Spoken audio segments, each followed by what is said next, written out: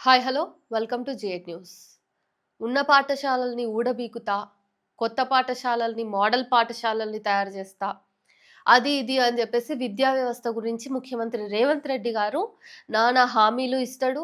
ఏ పూటకు ఆ పూట కొత్త కొత్త విషయాల్ని తెలియజేస్తూ ఉంటాడు. మొన్న ఆదివారం రోజు రాత్రి భోజనం చేసిన తర్వాత కామారెడ్డి జిల్లాలోని బీర్కూరు మండల కేంద్రంలో ఉన్నటువంటి మహాత్మా జ్యోతిబా పూలే బీసీ గురుకుల పాఠశాలలో దాదాపుగా 12 నుంచి 30 మంది దాకా విద్యార్థులు ఫుడ్ పాయిజనింగ్ అయ్యి అస్వస్థతకు గురైనరు.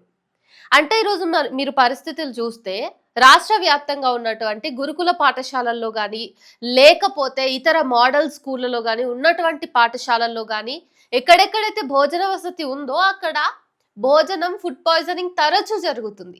ఇట్లా పాఠశాలలు ఓపెన్ అయ్యి ఎక్కువ కాలం కూడా గడవనే లేదు. అప్పుడే ఈ ఫుడ్ పాయిజనింగ్ల పరంపర అనేది మొదలైతే విద్యార్థుల ఆరోగ్య పరిస్థితుల మాట ఏంటి? ఉన్నటువంటి నిధులను కరెక్ట్‌గా సమకూర్చి ఫస్ట్ విద్యా వ్యవస్థను గట్టిగా చేస్తే రాష్ట్ర భవిష్యత్తు కూడా గట్టిగా అయితది. పిల్లలకి ఒకటే ఆయిల్‌లో రిపీటెడ్‌గా అవన్నీ గూడా వేయించడం అంటే డీప్ ఫ్రై చేసినటువంటి వస్తువుల్ని తినిపించడం గావచ్చు. లేకపోతే పాఠశాల చుట్టూ పరిసరాల్ని గూడా మనం గమనించినట్టయితే, నేను చాలా పాఠశాలల్ని విజిట్ చేసినప్పుడు స్కూల్ ప్రాంగణంలోనే పందులు, కుక్కలు సంసారం పెట్టుంటాయి. యథేచ్ఛగా పందుల స్వైర విహారము, కుక్కల స్వైర విహారము ఉంటది. అక్కడ వాళ్ళు పక్కనే వంట చేసే స్థలం ఉంటది. అక్కడనే కుక్కలుంటాయి. హైజీన్ మాటేంటి? వాష్‌రూమ్స్ క్లీన్‌గా ఉండవు. ఆల్రెడీ ఇది వర్షాకాలం అయినప్పుడు ఎంత జాగ్రత్తగా వంట వసతి అనేది మనం పెట్టుకుంటే అంత జాగ్రత్తగా పిల్లల్ని కాపాడుకోవచ్చు. కానీ ఇక్కడ ఎంతసేపు రేవంత్ రెడ్డి గారికి మెట్రో సెకండ్ ఫేజ్ మీద ఉన్నటువంటి దృష్టి పాఠశాలల మీద లేదు. విద్యార్థుల ఆరోగ్యాల మీద లేదు. విద్యార్థులకు కల్పించవలసినటువంటి కనీస అవసరాల మీద లేదు. ఈరోజు కామారెడ్డి జిల్లా గురించి మాట్లాడుకుంటున్నాము. రేపు ఇంకో జిల్లా గురించి మాట్లాడుకుంటాము. రేపు ఇంకో పాఠశాల గురించి మాట్లాడుకుంటాము. ఈరోజు 12 మంది విద్యార్థుల గురించి మాట్లాడుకుంటున్నాము. రేపు అది 30, 40, 60 అవుతది. కానీ విద్యా ప్రమాణాల విషయంలో, విద్యా సంస్థల్లో ప్రభుత్వం ప్రొవైడ్ చేస్తున్నటువంటి ఫుడ్ విషయంలో మెరుగుదల అనేది లేకపోతే పిల్లల ఆరోగ్యం అనేది ప్రమాదంలోనే ఉంటది. ఆదివారం రోజు రాత్రి తిన్న ఫుడ్ అరగక పిల్లలు హాస్పిటల్‌లో అడ్మిట్ అయిన. ఒకరి తర్వాత ఒకరు, ఒకరి తర్వాత ఒకరు కడుపు నొప్పొస్తుంది నాకు, విరేచనాలు కలుగుతున్నాయి అని చెప్పేసి అందరూ ఓపెన్ అప్ అవ్వడంతోటి ఫుడ్ పాయిజనింగ్ అనేది తెలుసుకొని వెంటనే బాన్సువాడ హాస్పిటల్‌కి తరలించిండ్రు. ఆ తర్వాత నెక్స్ట్ డే ఆ ఊరు సర్పంచ్ పోయి కలిసిండు. ఇదంతా ఓకే. బట్ ఎక్కడ ఆ క్వాలిటీ, ఆ హైజీన్ అదంతా ఎప్పుడు మనం మెయింటైన్ చేస్తాం? ఇంకెప్పుడు అలవాటు చేసుకుంటాం? కేసీఆర్ 10 సంవత్సరాల పాటు ముఖ్యమంత్రిగా ఉన్నప్పుడు ఇదే ఏడుపు. కేసీఆర్ దిగిపోయి రేవంత్ రెడ్డి వచ్చిన తర్వాత కూడా ఇదే ఏడుపు. అయితే తెలంగాణ విద్యా వ్యవస్థ ముఖ చిత్రం మారేదెప్పుడు? ఇదే ప్రశ్న ఇప్పుడు మనం మళ్ళీ మళ్ళీ వేసుకోవాలి. నిరుద్యోగులు రోడ్డు మీదకొచ్చినప్పుడు వచ్చి ధర్నా చేసినా ప్రభుత్వం నిర్బంధిస్తది. రైతులు యూరియా కావాలన్నా ప్రభుత్వం నిర్బంధిస్తది. అక్కడ ఇక్కడ పోయి అక్రమంగా రైతుల భూముల్ని దోచుకుని ఏదో ఫ్యూచర్ సిటీ అంటారు, అదంటారు, ఇదంటారు. ఫ్యూచర్ సిటీ మీద ఉన్నటువంటి కాన్సంట్రేషన్ విద్యార్థుల ఫ్యూచర్ మీద, తెలంగాణ ఫ్యూచర్ మీద ఎందుకు ఉండట్లేదు? అంటే రేవంత్ రెడ్డి ఉన్నటువంటి 5 సంవత్సరాల కాలం మాత్రం పబ్బం గడుపుకుంటే తర్వాత తెలంగాణ సమాజము, తెలంగాణ విద్యా సమాజం ఏమైపోయినా పర్లేదా? తెలంగాణ యువత ఏమైపోయినా పర్లేదా?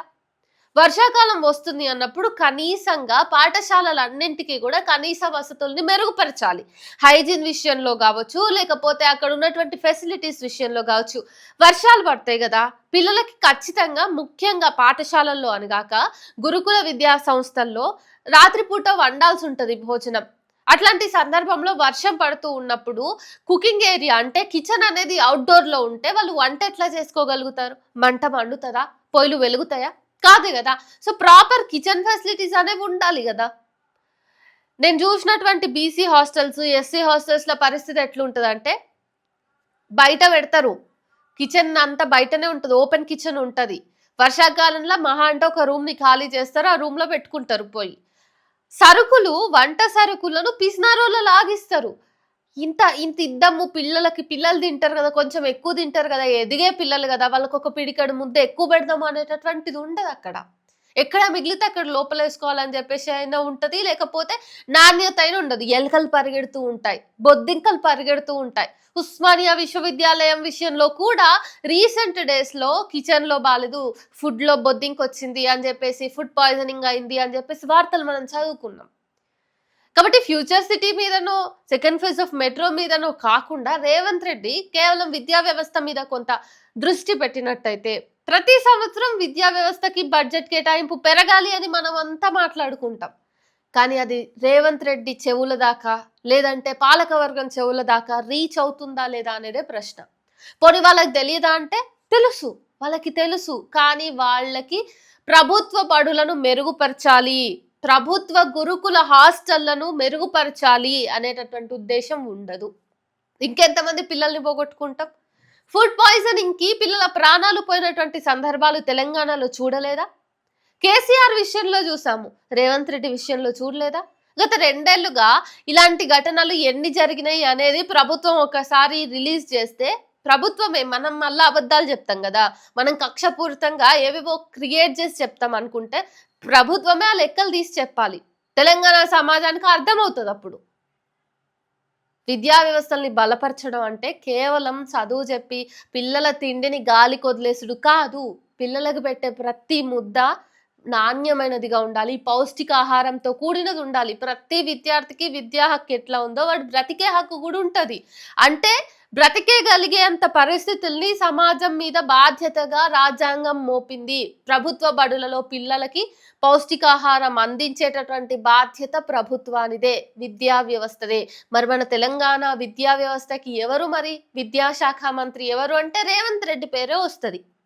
సో రేవంత్ రెడ్డి తన చేతిలో పెట్టుకున్నటువంటి మంత్రిత్వ శాఖల మీద కాన్సన్ట్రేట్ చేయాలి తప్పిస్తే, కాసుల వర్షం కురిపించేటటువంటి అంశాల మీద కాన్సన్ట్రేషన్ జరిగితే మరి తన చేతి కింద ఉన్నటువంటి మంత్రిత్వ శాఖల మాట ఏంటి? ఇవి ఎక్కడేసిన గొంగడిలాగానే ఉండిపోతే తను పబ్బం గడుపుకోవాలా? ఆలోచించాలి ముఖ్యమంత్రి గారు. విద్యార్థులు తల్లిదండ్రులు కోపంగా ఉంటారు. ఆల్రెడీ ప్రభుత్వ బడులకు, ప్రభుత్వ విద్యా సంస్థలకు విద్యార్థులను పంపడం అనేది అత్యంత తక్కువ స్థాయిలో ఉన్నటువంటి కుటుంబాలు మాత్రమే చేస్తున్నాయి.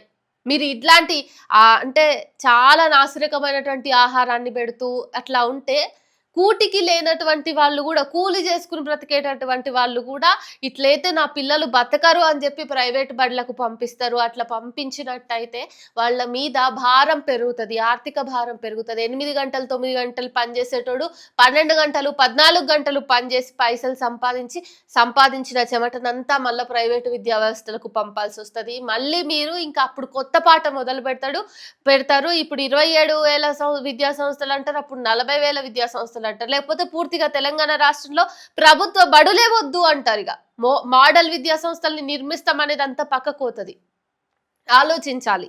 అత్యంత పేదవాడు మాత్రమే ఇప్పుడు ప్రభుత్వ బడులను ఆశ్రయిస్తున్నాడు, గురుకుల పాఠశాలలను ఆశ్రయిస్తున్నాడు అని మనందరికీ తెలిసిన విషయమే. అయినప్పుడు మరి ఆ పేదవాడు నమ్మి మన గడప దొక్కుతున్నాడు, మన విద్యా సంస్థలో జాయిన్ అవుతున్నాడు అన్నప్పుడు వాడి ప్రాణానికి మనం కనీసం భరోసా ఇవ్వకపోతే ప్రభుత్వం ఉండి ఎంత పోయి ఎంత అని చెప్పేసి రూరల్ తెలంగాణ మాట్లాడుకుంటది.